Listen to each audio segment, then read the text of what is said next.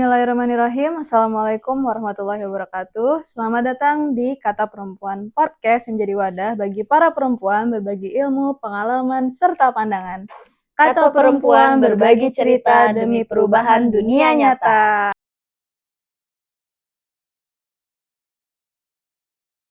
Nah, berikutnya berarti wanita ketiga kan Sayyidah Khadijah. Nah, dari tadi disebutkan bagaimana Allah itu menjaga seluruh para nabi ya, baik dari keturunannya, asal usulnya, ya kan, sampai menyusui pun diperhatikan. Betul. Nah, sekarang ini cerita tentang Sayyidah Khadijah. Sayyidah Khadijah ini kan istri Rasulullah dan akan melahirkan keturunan dari Rasulullah. Nah, ini Ustazah banyak kontroversi nih. Saya beberapa kali baca sosok Sayyidah Khadijah digambarkannya itu beda ya. Ada yang menggambarkan bahwa Sayyidah Khadijah ini janda, umur 40 tahun. Itu dulu aku juga dipelajari di sekolah itu. Kesannya apa namanya sepele, tapi kalau dipikir dari bentuk kesucian ya, asal usul kesucian, kayaknya kurang match nih. Gimana Ustaz? Sepertinya kontradiksi ya. Sementara di satu sisi dia termasuk wanita yang dijamin masuk surga, di sisi lain dia dari riwayat hidupnya atau biografinya sangat rendah sekali ya. Kalau menurutku rendah lah. Jangankan gini ya. Oke, kami berdasarkan riwayat dan juga Rasulullah juga menyuruh para kawinilah para gadis atau perawan. Kok sementara dia menikah dengan janda, gitu loh. Jadi Sayyidah Khadijah itu dia ketika menikah dengan Rasulullah berumur 28 tahun. Jauh sekali ya, 28. 40 jauh. Dan Rasulullahnya berumur 25 tahun. Oke.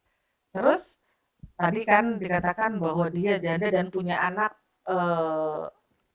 Ummu Kulsum dan Ruqayyah. Itu adalah riwayat juga mengatakan bahwa itu adalah ponakannya yang dipiara oleh dia, karena Sayyidah Khadijah itu adalah orang yang dermawan luar biasa, sehingga dia selalu membantu dan menolong siapapun yang butuh bantuan. Nah, yang pasti Sayyidah Khadijah pada saat itu sangat perjuangannya luar biasa.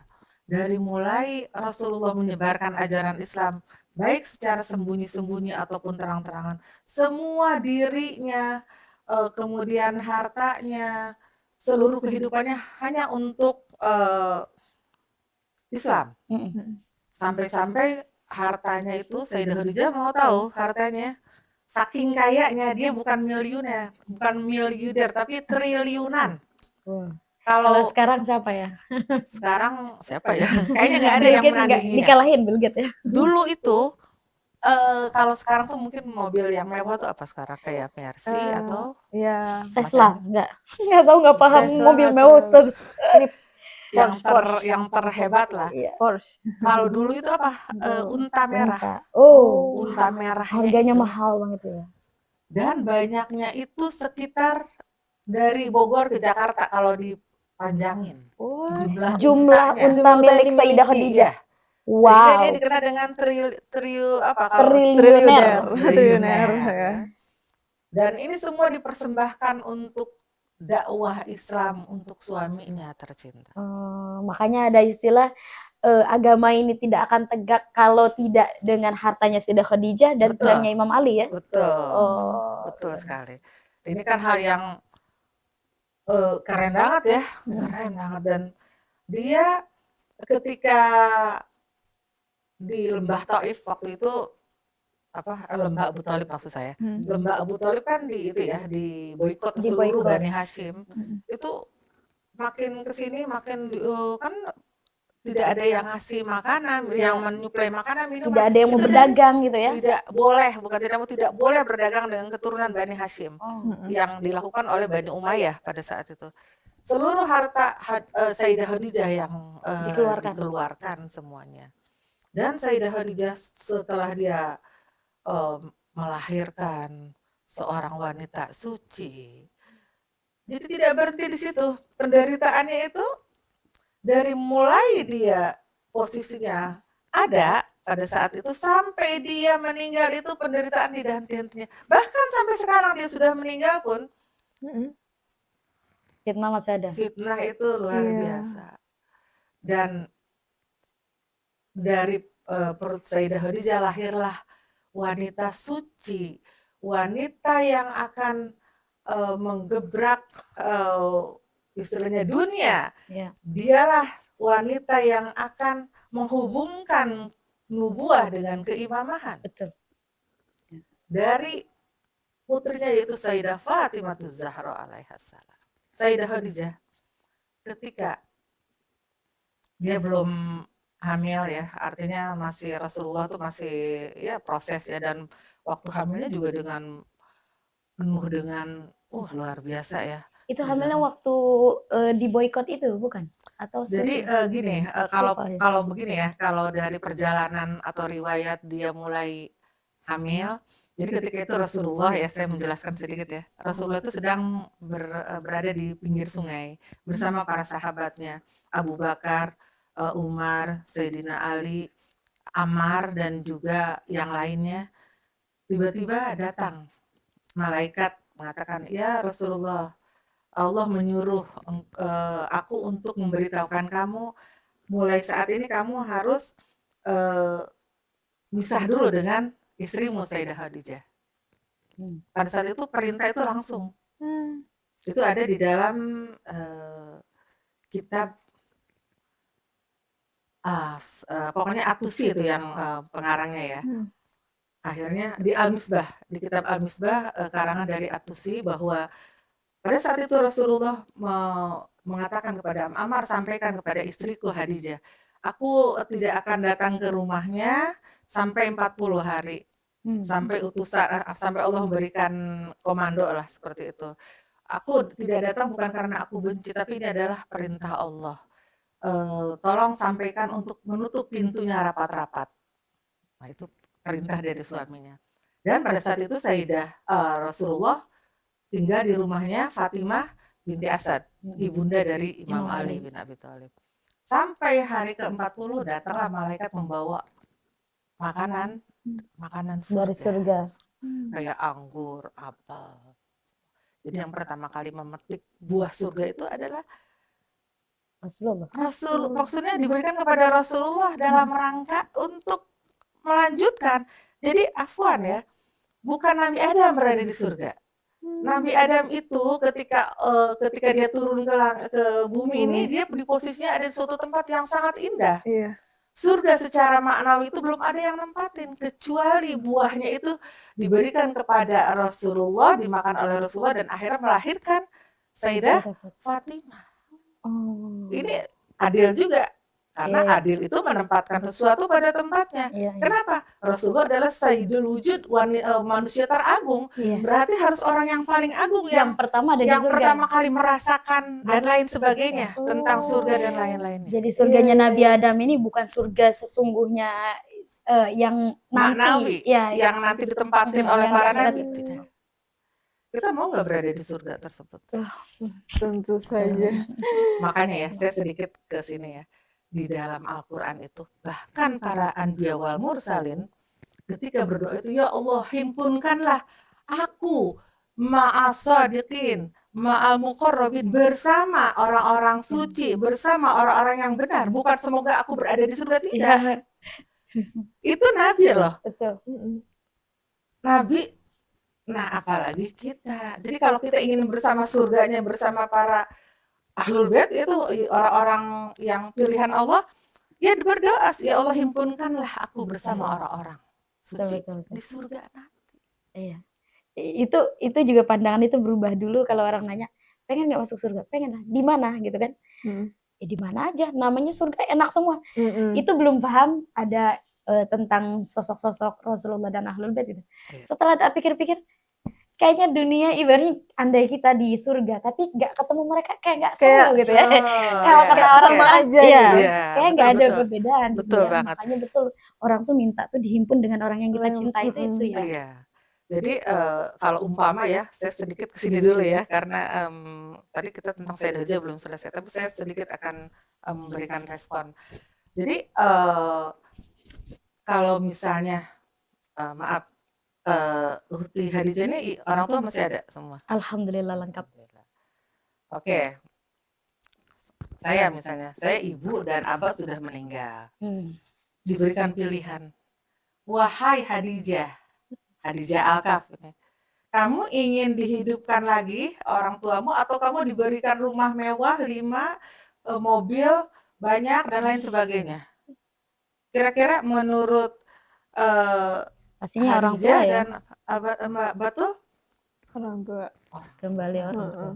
kenapa? Rindu dengan orang tua. Kadang kita kalau udah rindu tuh nangis, ya Allah, tiba-tiba ingat sama orang tua. Nah, itu karena apa? Karena rasa rindu. Sama halnya ketika kita di surga itu, surga adalah sesuatu materi yang ditempatin.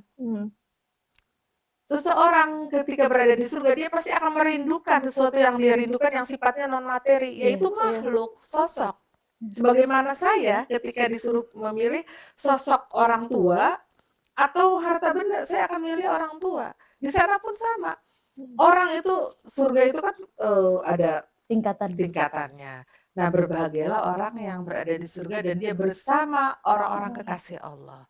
Itulah doa yang harus kita panjatkan kepada Allah untuk dihimpun bersama mereka, terutama keluarga suci Nabi Salamullah. Amin. Insyaallah, mudah-mudahan ya kita dikumpulkan semua dengan Rasulullah dan ahli izin baitnya. Allah ya, amin. Nah, akhirnya udah ya, kita kembali lagi ke hal yang Sayyidah tadi, Khadijah. Sayyidah Khadijah.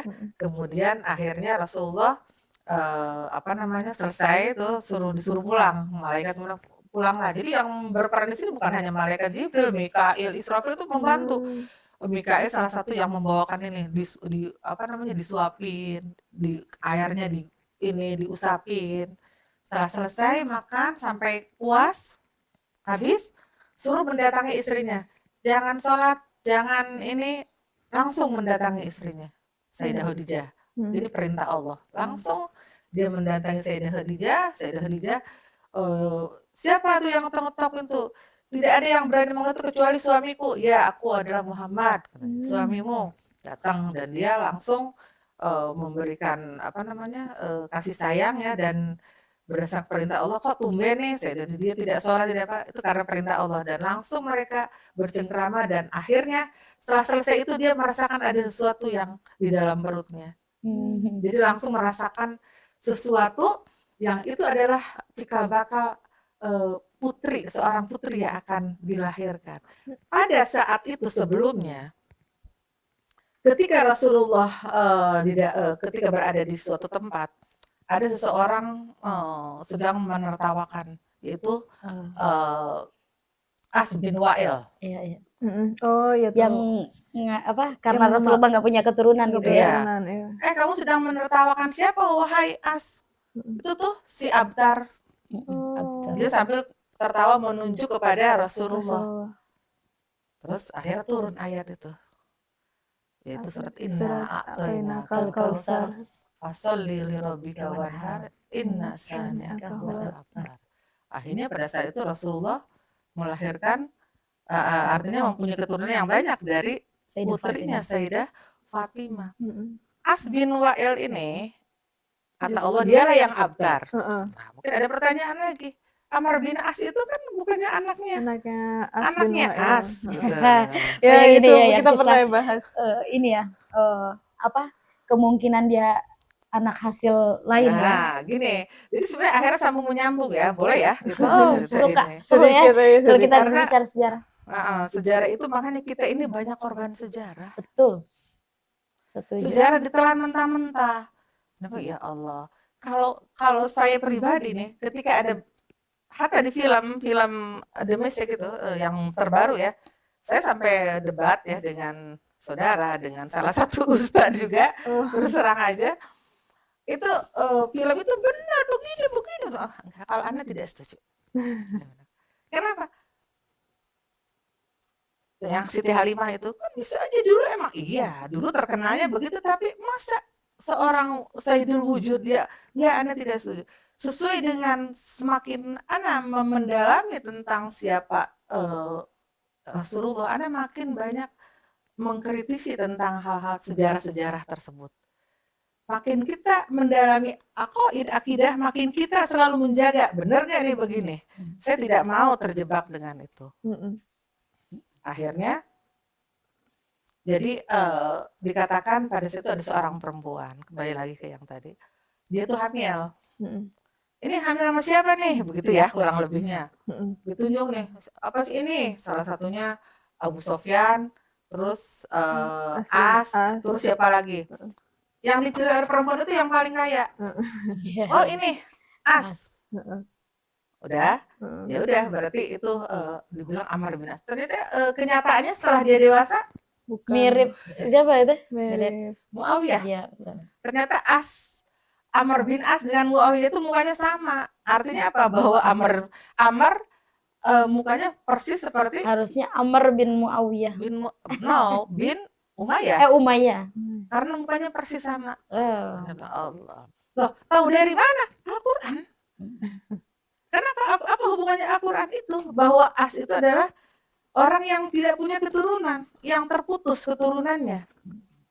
Masa Allah, masa kita mau rubah surat Al-Kautsar kan tidak? Nggak mungkin kan? Ini yang background sejarahnya itu ya, apa, zaman dulu tuh kalau perempuan yang kurang ya tidak baik dia Kurang menancapkan bendera di depan rumahnya, itu tanda bahwa dia perempuan bisa didekati banyak Iya. laki-laki, gitu kan? Iya. Nah, perempuan ini ibunya siapa namanya? As tadi ya. Iya, iya. Ya, Amr. dia itu salah satu yang menancapkan Ibunya Amr bin As tadi. Amr ya. Amr ini ibunya yang salah satunya menancapkan bendera di Bendera depan itu. rumahnya sehingga dia bisa mendatangkan laki-laki. Laki-laki. Jadi Iya. itulah ya, Makanya kan kemungkinannya Betul, bisa. Ya, jadi ya itulah sejarah, kita tidak bisa apa istilahnya menolak, dan namanya sejarah kita harus menjelaskan dong. Kita istilahnya mengkritisi, studi kritis Iya terhadap dong. sejarah. Dan wajar karena ini bukan Quran, sejarah maksudnya yang ditulis orang ini kan bukan Quran ya, Betul. tulis sejarah. Jadi kalau Tapi kata ini kan asbabun nuzulnya Betul. ayat Iya. ini, ya kan? kalau kata orang Ustazah, apa namanya, sejarah itu ditulis sama pemenang.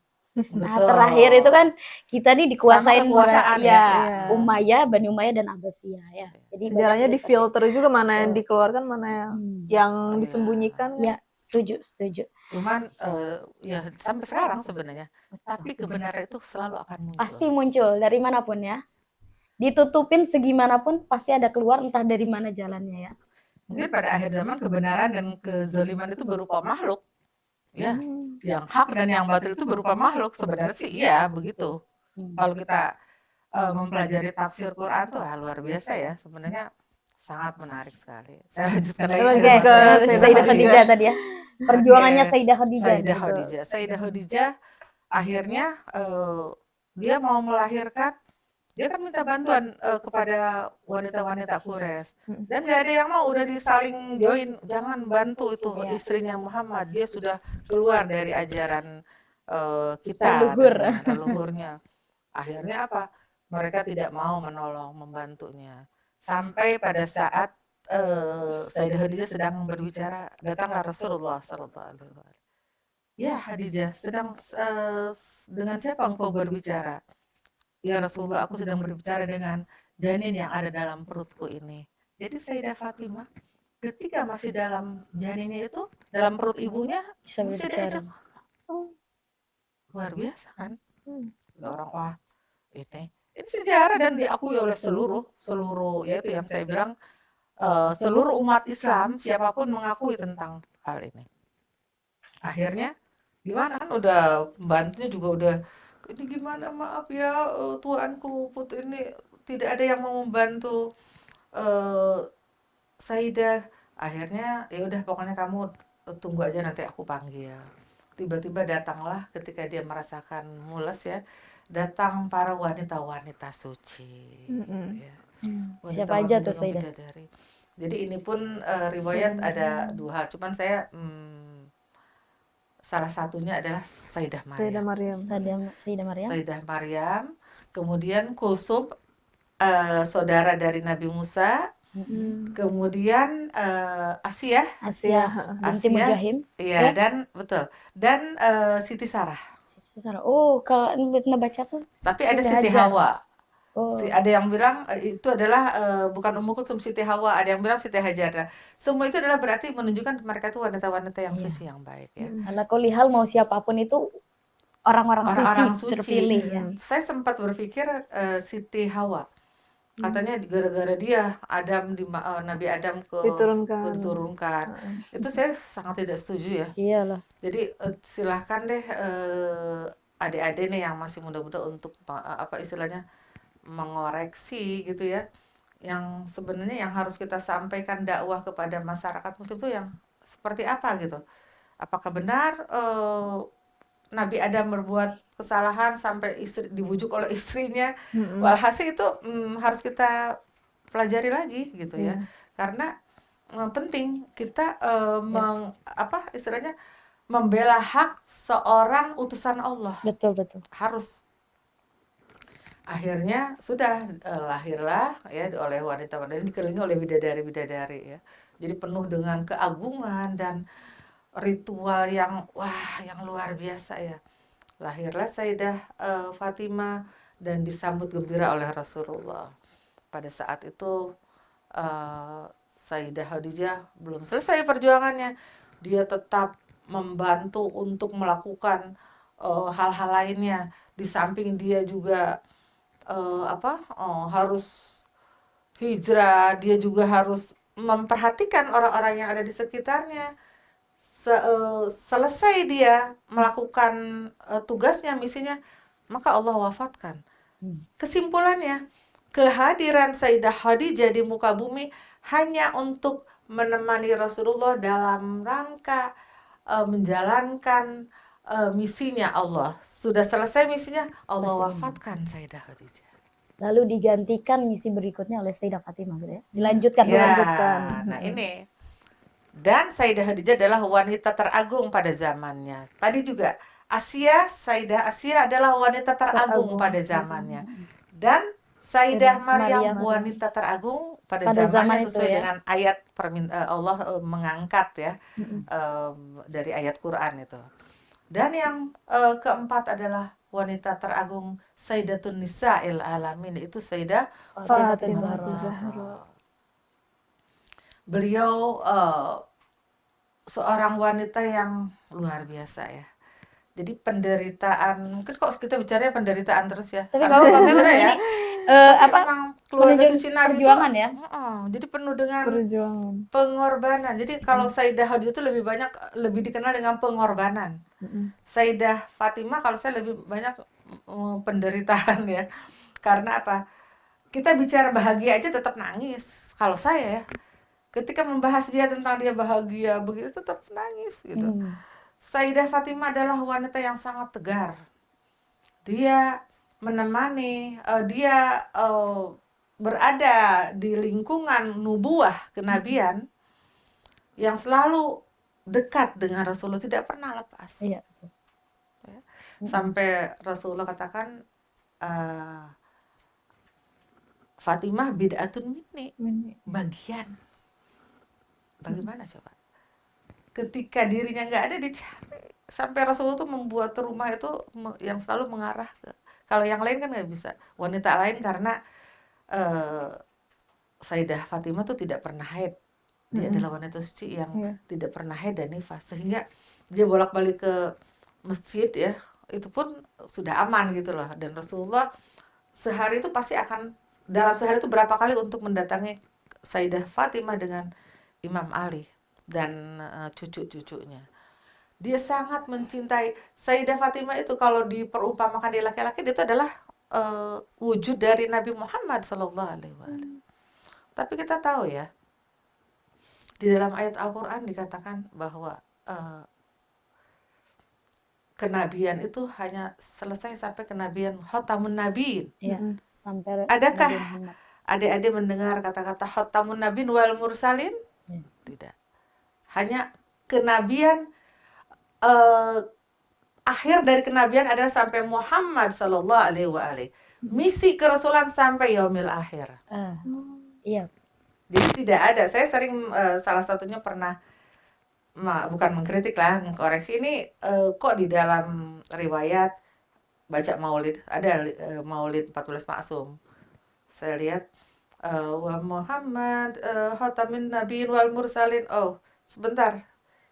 Ini saya coret. Karena Tidak sesuai. arti wal mursalin itu adalah Dan misi akhir kerasulan. dari kerasulan tidak.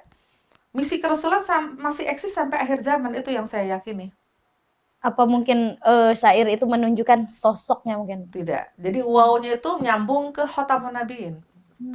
Khotamun nabiin wal mursalin gitu. Jadi kita mensetujui bahwa kenabian terakhir sampai Nabi Muhammad sallallahu alaihi wasallam. Tapi misi kerasulan sampai yaumil akhir. Az-Zahra adalah yang menjembatani nubuah dan keimamahan. Ya, Tanpa kehadirannya maka tidak ada itu yang namanya imam. para imam, para pembawa misi Allah, tidak ada. Ya.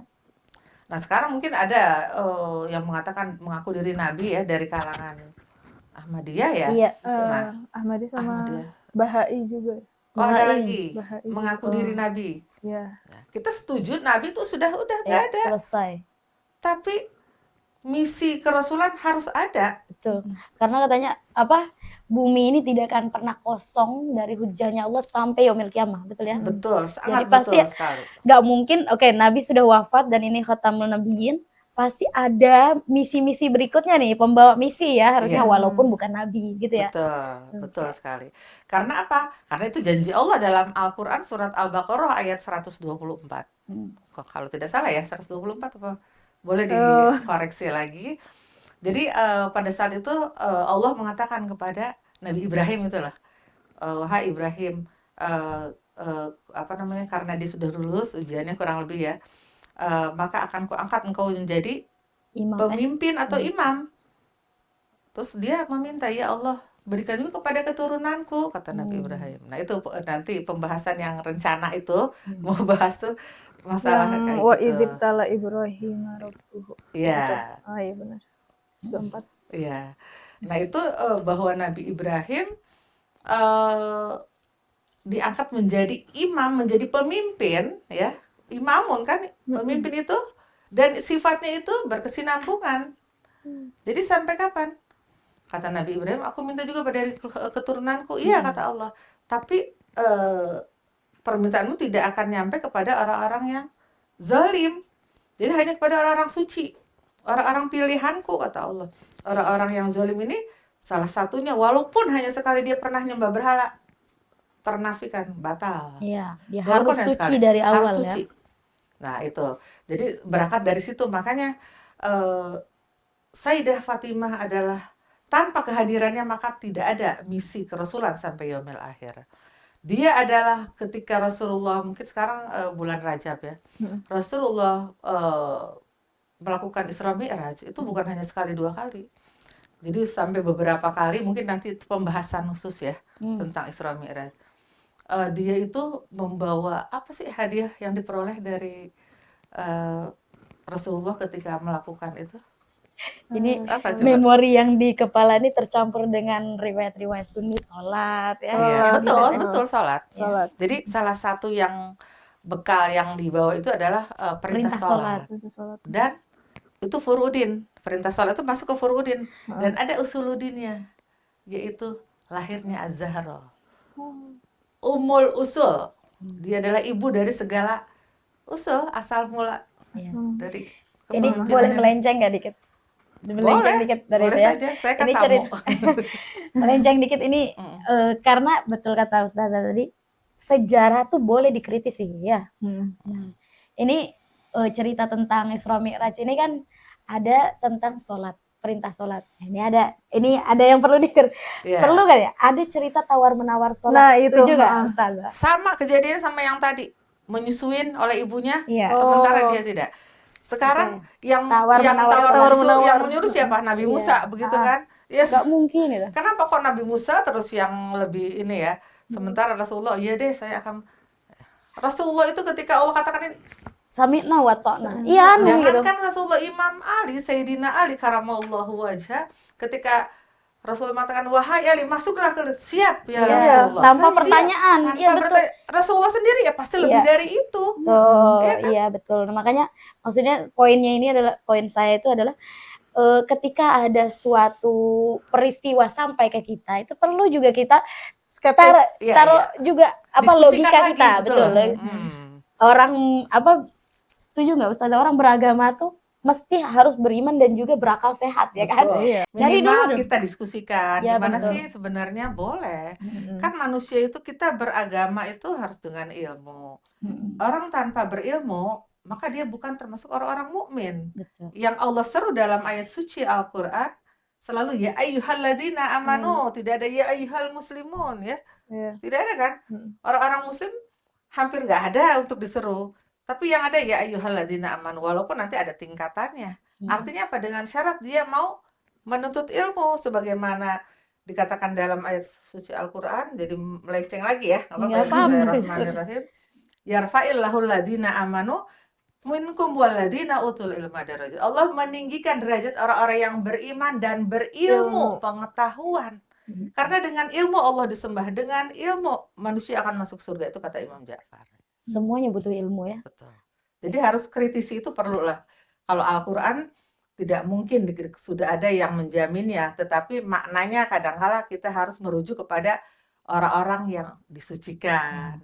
Sebagaimana Penafsirannya ya, bukan Betul. Al-Qur'annya sendiri itu Betul. ya. Nah, ini tadi kita tentang perjuangan tuh tadi. Tentang usul Sayyidah Fatimah adalah Oh iya, dia jadi jadi Rasulullah ke Isra Mi'raj itu ada dua hal yang dia peroleh bekal. Furu'udin dan Usuluddin. Furu'udin ini adalah perintah sholat, Usuluddin ini adalah melahirkan seorang anak putri yang akhirnya akan melanjutkan misi kerasulan, itu para imam. Gitu loh. Apa misalnya? Dia kan ke atas langit. Jadi kalau saya pernah sekolah dulu, sekolah agama ya, bahwa Rasulullah itu sedang berduka yang yaitu akhirnya dihibur oleh Allah untuk dimi'rajkan, begitu ya. Dukanya adalah wafatnya pamannya Abu Thalib dan wafatnya istrinya Sayyidah Khadijah. Kan kita pertanyaan nih, lah ini kan Sayyidah Khadijah wafat terus Rasulullah Isra Mi'raj. Tapi ini katanya Sayyidah Khadijah ini, nah kan dirancu ternyata bukan sekali, sering melakukan itu. Iya. Oh, kita tahunya peristiwanya sekali ya, ternyata berkali-kali. Paling nanti kalau mau, nanti kita bahas lebih detail lagi kalau ada waktu dan kesempatan. Nah, itu yang terakhir tadi Sayyidah Fatimah ya, dan ini adalah perjuangan yang super dahsyat. Sayyidah Fatimah itu ketika dia melahirkan anaknya ya, saya langsung yaitu Al-Hasan dan Al-Husain, malaikat Jibril langsung ngasih tahu kepada Rasulullah dan kepada ibunya bahwa anak ini akan dibunuh, diracuni, Imam Husain akan dibantai. Ya, kita baru kebayang ya kalau tapi udah ya dikasih. Allah, kita sebagai ibunya coba kira-kira gimana? Wah. Iya. Tapi Sayyidah Khadijah itu karena adalah seorang pejuang yang memang Allah sudah setting sedemikian rupa, dia adalah hasil dari buah surga yang Rasulullah ketika dia rindu surga, dia mencium Az-Zahra. Dia mencium Az-Zahra karena merasa ingat surga yang ada di atas sana. Kemudian seluruh penderitaan ayahandanya dan suaminya yang dizalimi itu dirasakan oleh Sayyidah Fatimah. Ketika kekuasaan dari setelah Rasulullah wafat tidak ada yang menggubris dan dia hanya keluarganya saja. Kemudian dan kejadian demi kejadian ya yang mungkin saya tidak akan bahas di sini karena waktunya. Itu Sayyidah Fatimah merasakan hal itu, sangat menderita. Yang kemudian dia juga Sayyidah Zainab dia peluk dan dia juga mengetahui apa yang akan terjadi pada diri Sayyidah Zainab. Dan Allah takdirkan dia tidak meninggal dengan penderitaan itu karena apa? Karena dia membawa misi suci, betul. Menjaga keluarganya saat itu ya. Yang harus dia laksanakan. Sampai di titik terakhir ayahandanya meninggal, dia sedih. Dia nggak pernah berpisah. Sebagaimana di dalam ayat Al-Qur'an kan dia itu adalah satu ataupun hadis-hadis yang riwayat dari yang mutafakan ada bahwa dia itu adalah sebagian dari dirinya Rasulullah. Coba bagaimana?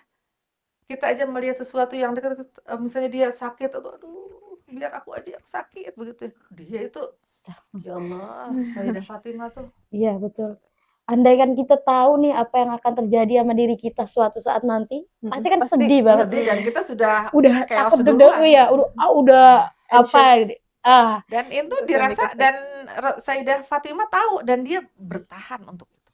ini kejadiannya luar biasa, bukan hanya sekadar Di atas luar biasa. Iya, bukan sekadar oh nanti kamu bakal begini yang datar-datar aja. cetek-cetek. Maksudnya musibahnya nggak begitu besar. Ini sementara Sayyidah Fatimah mengetahui anaknya akan mengalami musibah terbesar gitu ya. Wah. Dan ini sehingga patutlah kita untuk meminta syafaat dari dia yang akan menjaga di pintu surga. Dia akan menunggu ketika orang-orang diminta untuk, wahai para penghuni masar, tunduklah bahwa Az-Zahra akan lewat sirat itu. Yang akhirnya ketika dia mau masuk, dia nggak jadi balik. Mana para pengikutku, pecintaku, orang-orang yang mencintai pecintaku. Ya Tapi Allah. di satu sisi dia juga tegas ketika ada kezoliman yang menimpa dirinya. Kok kenapa sih seolah-olah Sayyidah Fatimah tuh dendam? Nah, ini. Betul. Oh iya. Ya, nah ini balik ke apa cerita, akan menyambung ke itu. Kita dari tadi berbicara perjuangan ya, perempuan-perempuan membawa misi ya kan. Nah, Sayyidah Fatimah juga. Ini fokusnya sekarang di Sayyidah Fatimah. Sayyidah Fatimah punya misi sendiri. Ketika Rasulullah wafat, ya kan? Semua orang sibuk dengan siapa pemimpin setelah Rasulullah. Ya. Nah, di sini peranan Sayyidah Fatimah muncul. Gimana Ustazah? Peranan Sayyidah Fatimah itu seperti apa saat itu? Itu Sayyidah Fatimah adalah putri terkasih Rasulullah Sallallahu Alaihi Wasallam. Pada saat itu dia punya taklif untuk melakukan itu.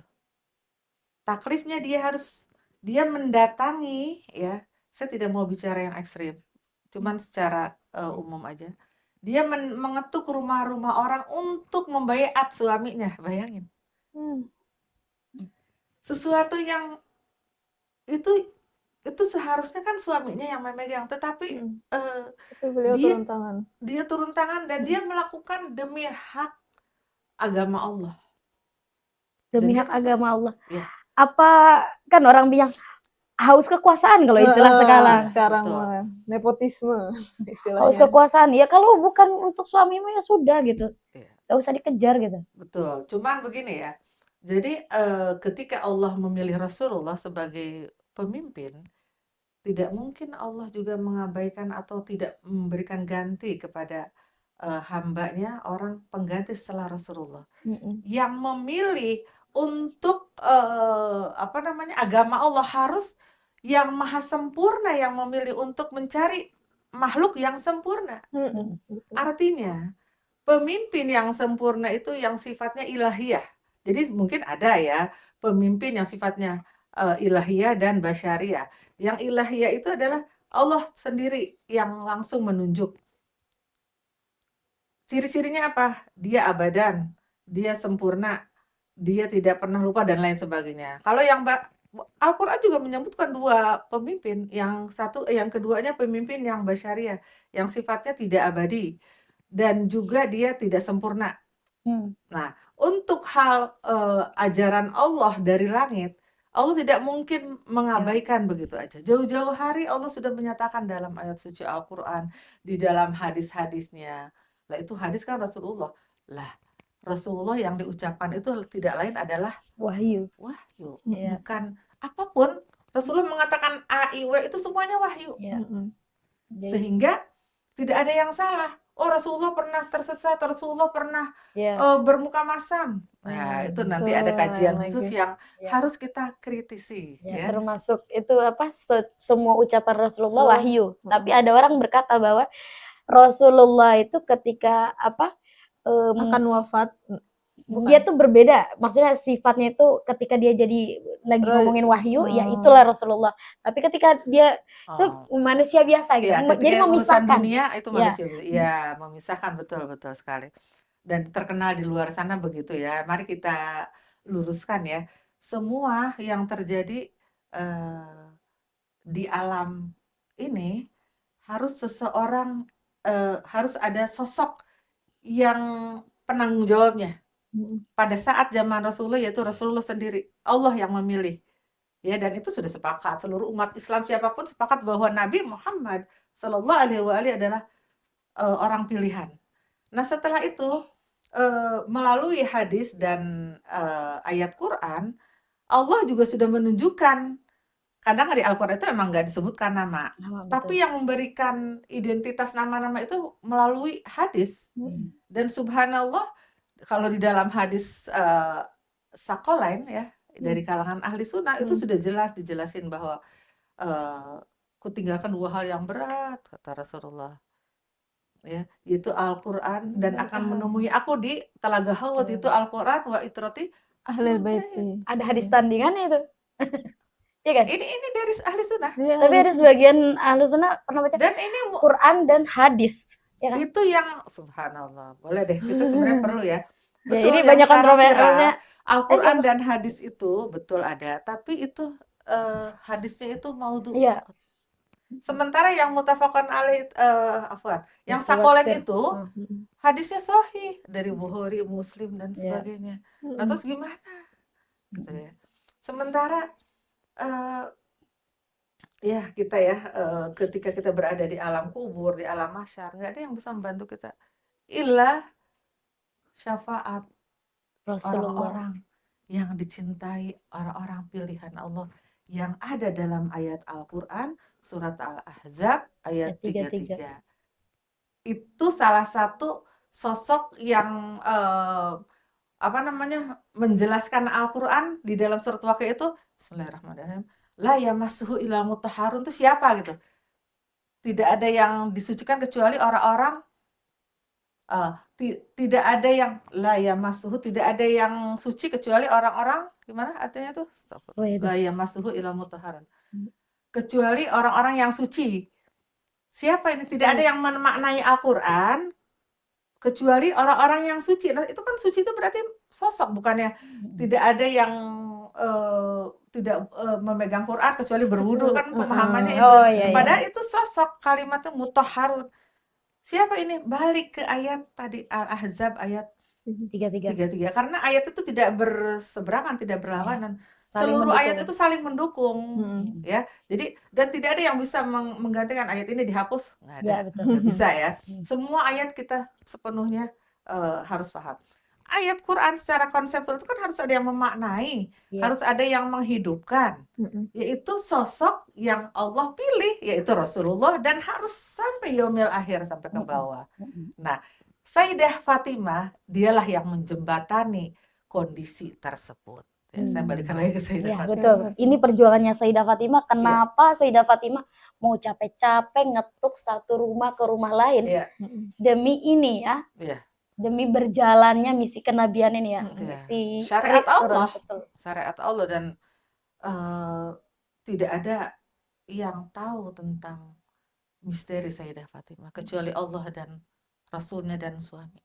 Selain itu juga untuk menegakkan keadilan nggak Ustazah? Kan maksudnya keadilan itu sesuai dengan tempatnya tadi kan? Ya, sebenarnya ada 3 sih, yaitu sama rata, menempatkan suatu pada tempatnya dan tidak mengambil hak orang lain. Nah, itu salah satunya tadi ya.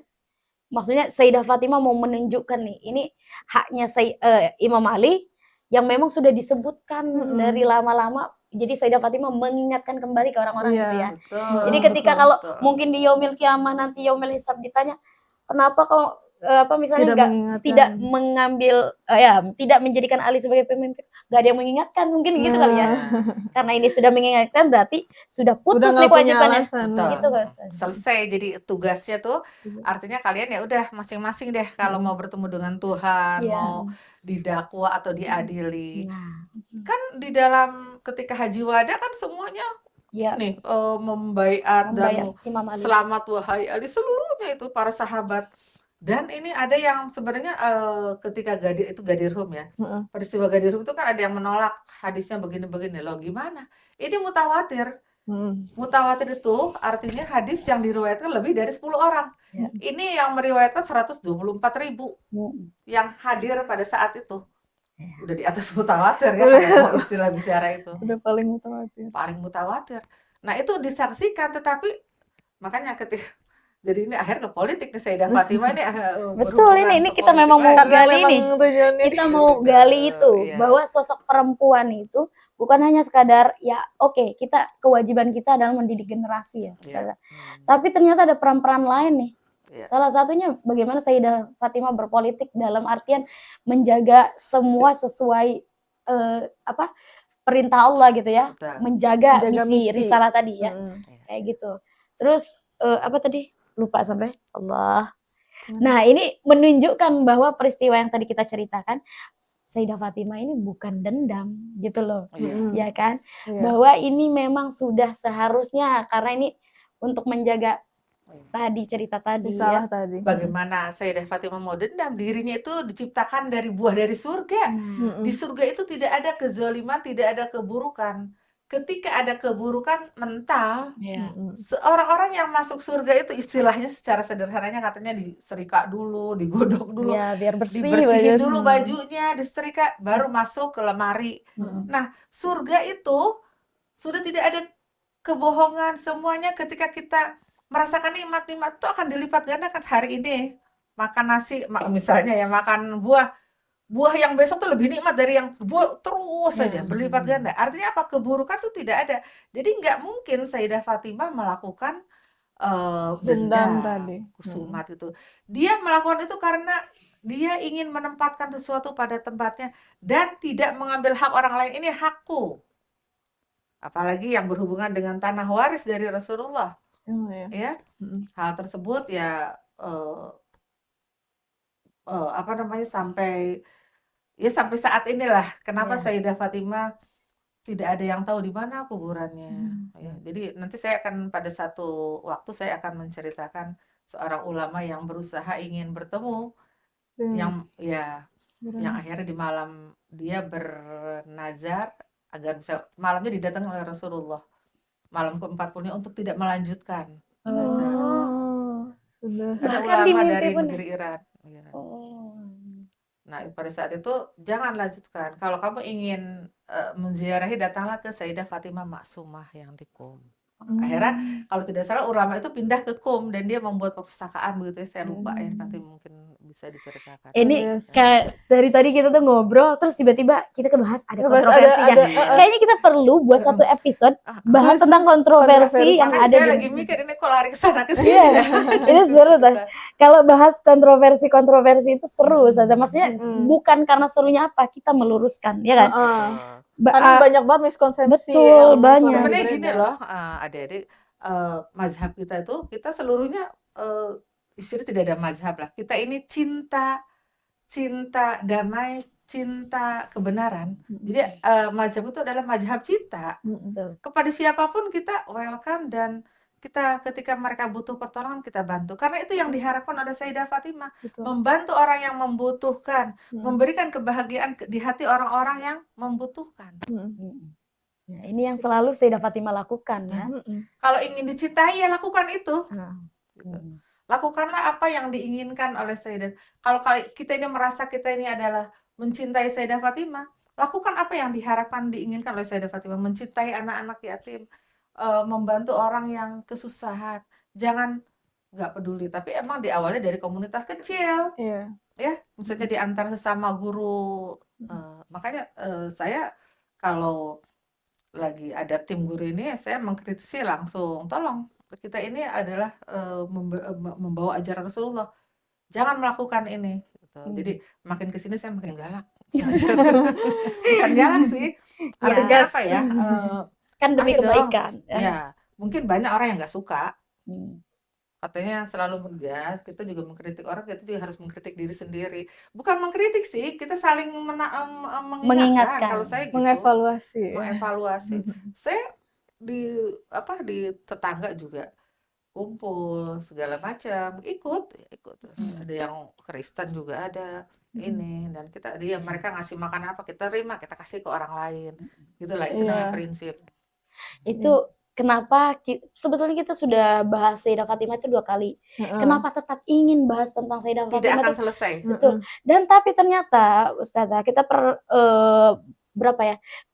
Di Hari Ibu kemarin kita sempat aksi untuk mengenalkan Sayyidah Fatimah dengan berbagi bunga, makanan kecil. Iya. Pengen tahu nih, orang tuh kenal nggak Sayyidah Fatimah?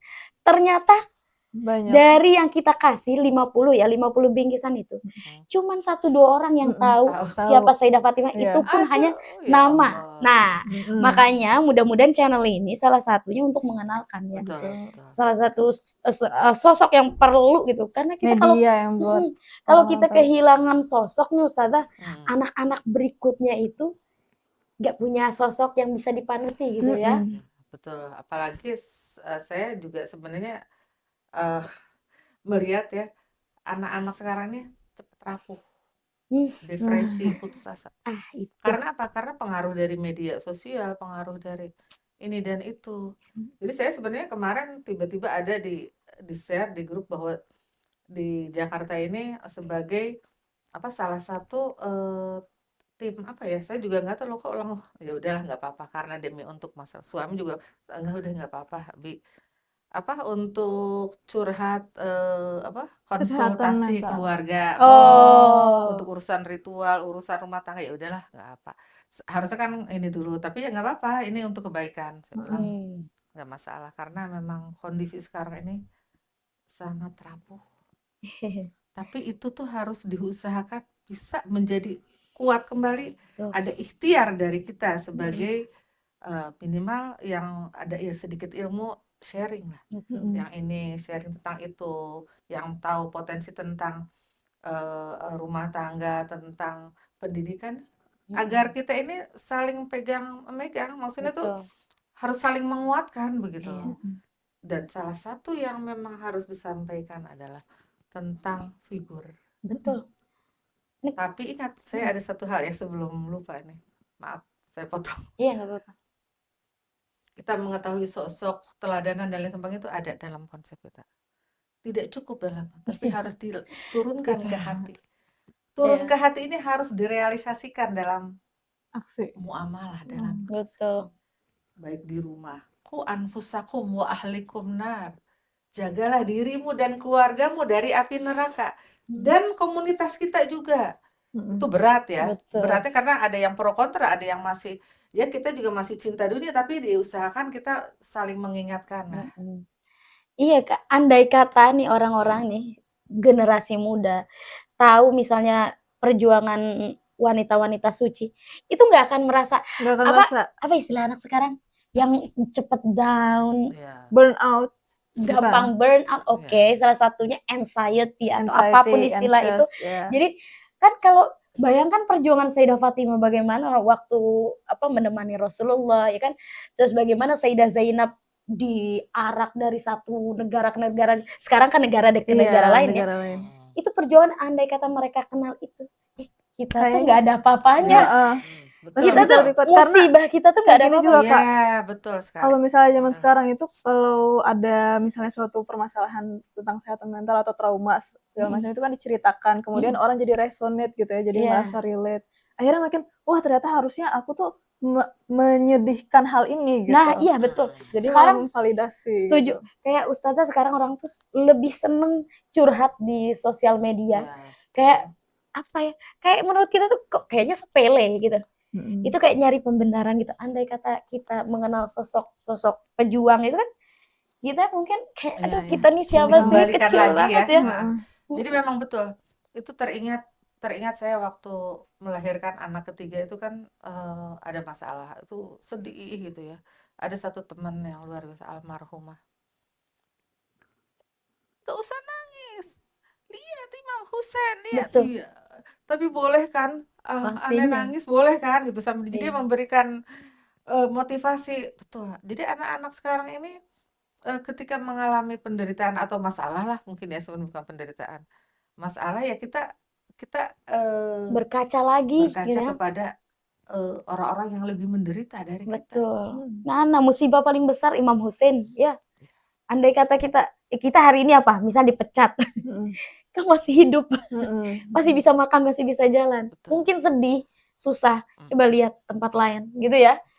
Andai kata kita terus berkaca ke tempat-tempat orang, ke figur-figur orang yang kuat. Mungkin sepertinya masalah kita juga akan berasa kecil. Mm-mm. Mungkin kita saat itu sedih pasti ya Ustazah, namanya Iya, manusia enggak- harus dinikmati. bukan Agak berarti shock gitu nggak ya, boleh. misalnya ada masalah dengan orang, ya Allah kok orang kok begitu banget, tapi ya Allah, Ya. tetap sih kita meminta ya Allah, lupakan itu ya Allah, semoga aku tegar itu. Kita juga pasti semuanya merasakan hal itu. Betul. Ketika ada ketidakadilan, kita kan ada, Mm-mm. jangan kan di antara kita tuh kan suka ada yang Pasti. begitu ya. Mm. Ya Allah, ada yang kita berani mengungkapkan kepada orang untuk berubah begini, ada yang kita tuh tidak bisa, dalam artian bukan tidak pas waktunya untuk mengungkapkan, kita serahkan sama Allah. Ada yang lebih menderita dari itu. Betul. Luar biasa. Seru banget ya. Seru banget kita Padat bahasan banget. hari ini. Ya Dan bener-bener apa ya, mudah-mudahan nih kita yang di sini juga ya, kita nih orang tuh iman up and down ya, Iya. naik turun. Tapi mudah-mudahan ini menjadi wasilah kita menjadi lebih Betul. baik ya. Amin. Kita Lebih baik. tentunya lebih orang yang memahami dan tidak pasti beda ya. Ilmu sudah datang ke kita, mudah-mudahan tuh kita Ya. berubah ya sedikit, minimal kita jadi Amin. perempuan kuat gitu ya, Betul. betul ya. Betul. Mm. Betul banget. Dan berbagai macam, selain kita juga kuat, kita jadi mungkin jadi lebih sabar lagi dalam menghadapi tantangan yang ada di Ada dunia. nilai plus ya setelah Mm-mm. ini ya, harus Ya, harus amin. ada perubahan. Mudah-mudahan ya Allah. Luar biasa hari ini, ya Allah Ustazah. Ini kayaknya sebenarnya pengen banget sih masih Iya, ngobrol lebih banyak banyak lagi. Masya Allah. Mudah-mudahan kita bisa ketemu lagi di lain kesempatan ya. Ustazah ada waktu, Heeh. siap mampir lagi ke sini Mampir Ustazah. lagi, Jangan kita Masya Allah. tangan kita terbuka lebar jangan Ustazah. jangan Kita bosen juga ya. senang. Kita udah berapa tahun? Udah berapa tahun tidak datang ke sini, jadi silaturahmi Iya, lagi. alhamdulillah jadi tersambung lagi Ah. silaturahmi ya.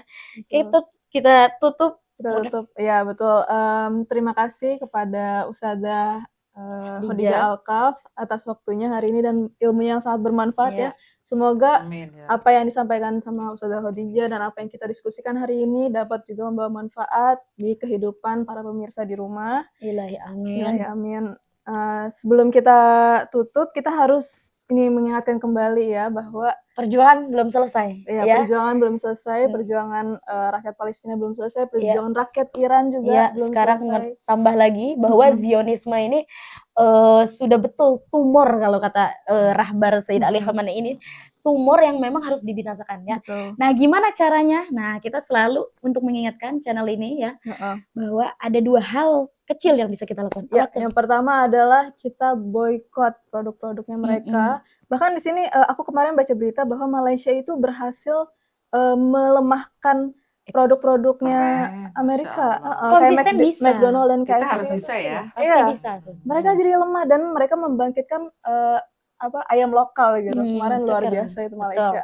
Betul. Kita juga harus bisa untuk mencontoh Malaysia ya. Ya, jadi pertama boykot produk mereka Produk-produk. sebisa mungkin. Mungkin ada beberapa produk yang memang mungkin kita tidak bisa lepas, gak apa-apa. Sekuat mungkin kita cari lah ya alternatif. Seminimal Seminimal mungkin mungkin. memakai produk Betul, mereka. ya Gitu. masih ada kok yang lain. Heeh. Yang kedua betul. Yang kedua adalah share berita-berita atau informasi yang akurat yang langsung dari Betul.